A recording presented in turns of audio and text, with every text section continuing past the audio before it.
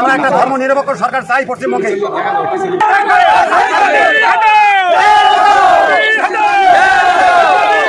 সোনা চুটটা 5 বছরে কিচ্ছু কাজ করিনি, খালি প্রতিশ্রুতি ও ভোগের চুটি দিয়ে যায়।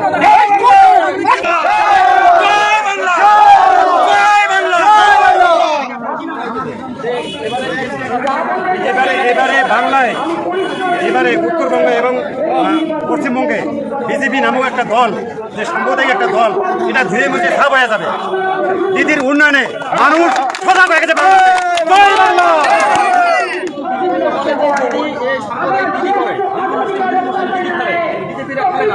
আচ্ছা দাদা শোনেন, আমি একটা কথা বলি, যে বাংলার মানুষ যার ভোট দিয়ে আজকে কেন্দ্রে এবং রাজ্যে মুখ্যমন্ত্রী এবং প্রধানমন্ত্রী হয়েছে, তা ওনাকে আমাদের বাংলার মানুষের পরিচয়পত্র দেখাতে হবে।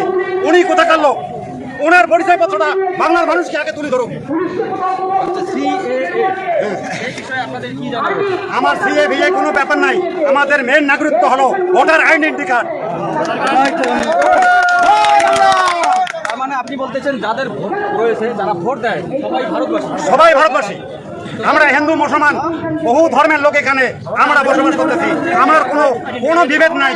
কিন্তু একটা সাম্প্রদায়িক দল এসে আমাদের মধ্যে বিভেদন ধর্মের নামে মানে বিভেদ তৈরি করেছে। রাম মন্দির নিয়ে আপনাদের কি ধারণা রয়েছে? না, সেটা তো ধর্মই আছে, ধর্ম যার যার ধর্ম তার কাছে বড়। রাম মন্দিরকে তৈরি করেছেন তিনি, তো রাম মন্দিরের জন্য হিন্দু ভাইরা সবাই হয়তো মোদীকে ভোট দেবে, এরকম কিছু রয়েছে? না শোনেন, হিন্দু ভাইরা রাম মন্দির হলে তাদের পেটের ভাত জোগাড় হবে না। ধর্ম জিনিসটাই আলাদা, ধর্মের জায়গা ধর্ম। এদিকে মসজিদের জায়গায় মসজিদ, মুসলমানের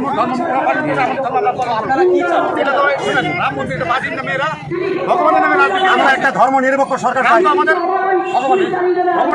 আমরা একটা ধর্ম নিরপেক্ষ সরকার চাই পশ্চিমবঙ্গে।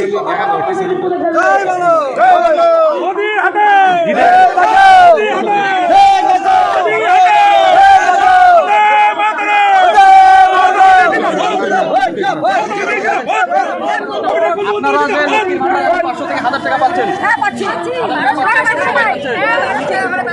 তো আপনাদের এখন কি রকম লাগতেছে 1000 টাকা পাওয়ার পর?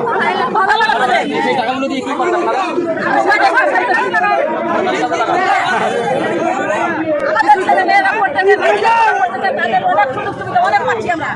তো আপনারা এরকম ভিড়ভাট্টা থেকে আপনাদের কি মনে হয়েছে যে সরকার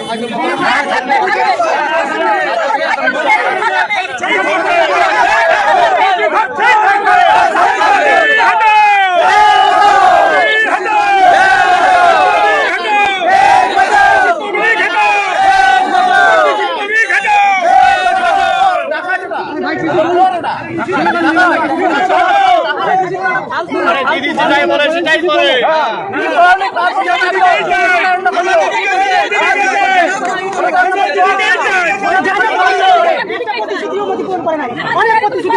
কোন লাখ টাকা দিবে, ঘর দিবে, বাড়ি দিবে, কেউ 1 টাকাও পায় না।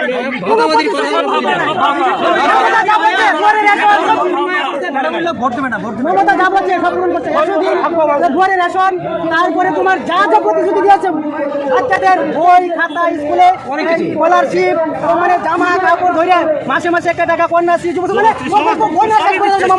একটা বাকি টাকা মমতা সব দিচ্ছে। মোদী কোনটা দিতে বলুন, একটা বাকি কিছুই দেয় না। আর একটা 5 বছরের চোর দাঁড়াইলো, সোনা চুটটা 5 বছরে কিচ্ছু কাজ করিনি, খালি প্রতিশ্রুতি ও ভোগের চুটি দিয়ে যায়।